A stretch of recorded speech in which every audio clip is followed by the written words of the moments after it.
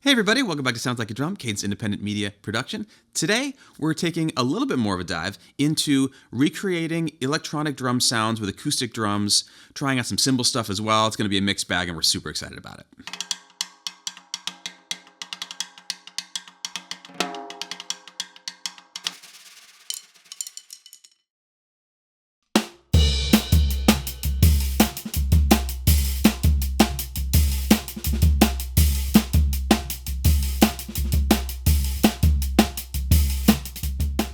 We've talked about emulating electronic sounds in the past before. We've done a couple of different sort of iterations of this, and we wanted to kind of go specifically into things that are kind of in the jungle and drum and bass realm today.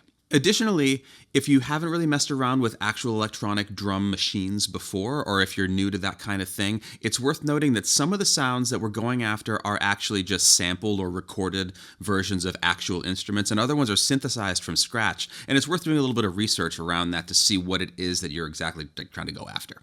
Now, what sets this apart, what we're doing here today, is that unlike a lot of videos that you'll see on social media and the internet and elsewhere of people doing this kind of thing, we're doing no post-production to these sounds at all. You're going to just be hearing totally naked acoustic sounds, which could then be processed if we wanted to go further into that realm. But things like compression and EQ and gating and stuff like that, we're not going to do any of that. This is going to be just the sound that we're hearing in the room straight to you. Thanks so much to Zikit for sponsoring today's episode. You may have seen our recent Snare Spotlight with the British Drum Co. drum outfitted with this system. Super awesome. Now we also have Sonor AQ2s that include this installed. Additionally, if you'd like to retrofit a drum of your own, you can get the Zikit Pro Kit from them, which will fit virtually any 14-inch drum. Requires one pretty small drill hole to get it in there. Even comes with a stopper if you want to plug that hole and put it in a different drum. Really can't miss.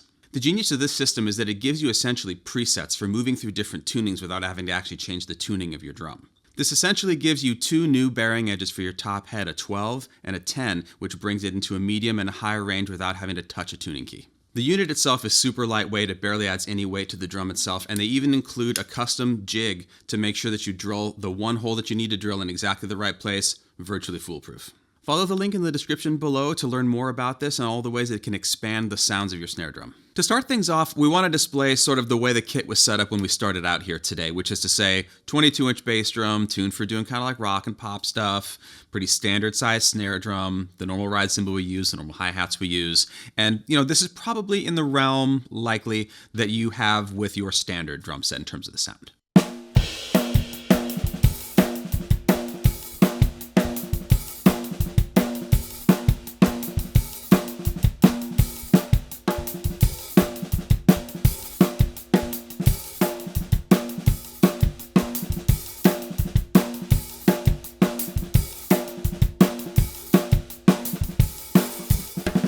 Now, there's lots of things that we can immediately go to change that don't include actually changing out an instrument. We're changing out the bass drum today, but the rest of it's going to be the same instruments, basically with some modifications. Let's jump in now and hear this setup, and then we'll kind of backtrack and talk about what we did here.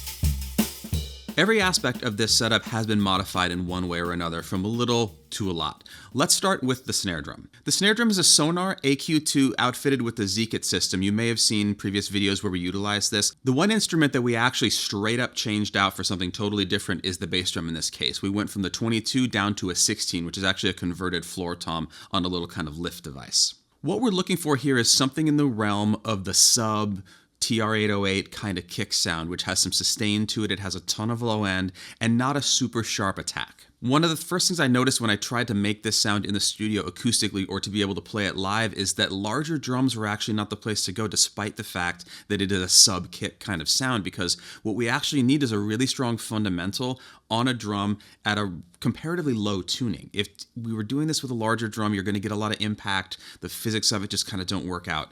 I usually do it with an 18. The 16, basically I would do it with a 16 if I had one. This belongs to the studio. At this point, I like to go with a 16 for this because at this diameter, in this tuning range, you get tons of rebound, it feels really good, and it gets you that sound instantaneously. It's also important to note the heads that you choose when you go after this sound. On the battery, we have a UV EMAD installed, and we have a UV EQ4 on the front with a felt strip. The whole idea here being that we are focusing the fundamental, so we're really only dealing with punchy low end, almost no overtones at all, and it just kind of sings and dies away. Some of my favorite drummers I've also noticed will often use this as an auxiliary bass drum off to the right to get this kind of sound, because it isn't really what you want for every single kick most of the time. Ordinarily, it's more of an effect or a moment, or it's on the downbeats of the bar, that kind of thing.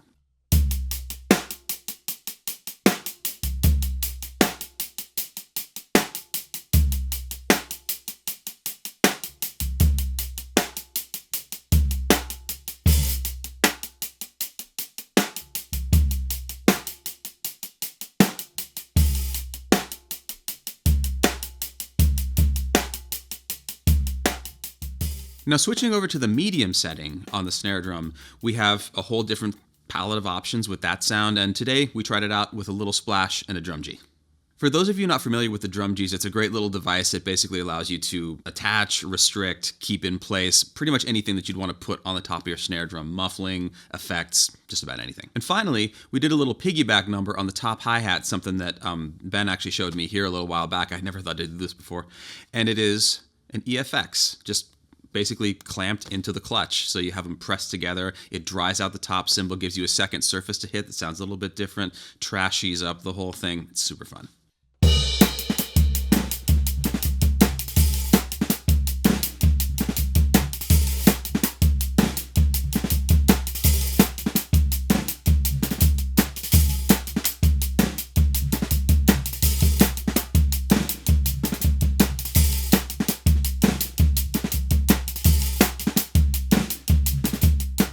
Now jumping the other way into some downtempo stuff where we're still looking for this kind of sound environment, we're going to do a bit of muffling to the cymbals, this time with bandanas. We're going to roll one up and kind of tie it inside of the hi-hats, and this is going to act as a muffler for both the bottom and the top without having to stick anything on there. We can still manipulate the hi-hats as we do normally.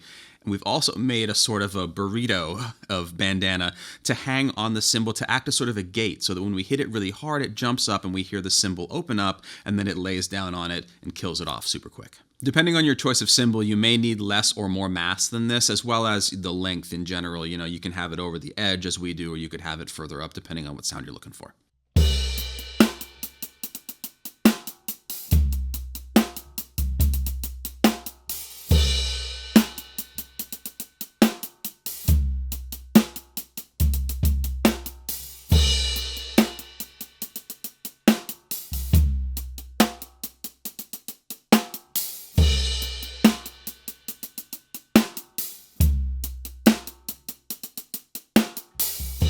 It's worth talking a small amount of history here, or at least sort of an origin story about some of these sounds also, especially when we listen to up-tempo electronic music. A lot of the samples that were used when people started making this music back in the day were sped up breaks from songs that were slower, and when you would speed up a tape or something like that, all the pitches go up. So having a snare drum that you can change the pitch easily on, and also being able to manipulate the bass drum and the cymbals to kind of get shorter sounds, which is what happens again when you speed up samples, everything gets shorter and higher. It starts to really get into that realm of those kinds of sounds. Additionally, you know, this, if we maybe pitch shifted it down, could be a whole other thing if we decided to make our own loops. There's a lot of wiggle room with these kinds of things. And again, it's also worth noting that some of the sounds we're emulating are probably samples of actual drums that have been manipulated, and other ones, such as the 808 kick, is entirely synthesized. It's not referencing any bass drum that anyone ever hit. And that's important to know, because when we're dealing with physical instruments, there are parts of their sound that are inherent, things like overtones and sustain and all kinds of little wobbly bits that maybe we want because that's in the realm, or maybe we don't because we're trying to do something really synthetic. The more history we know, the better luck we're going to have at nailing it.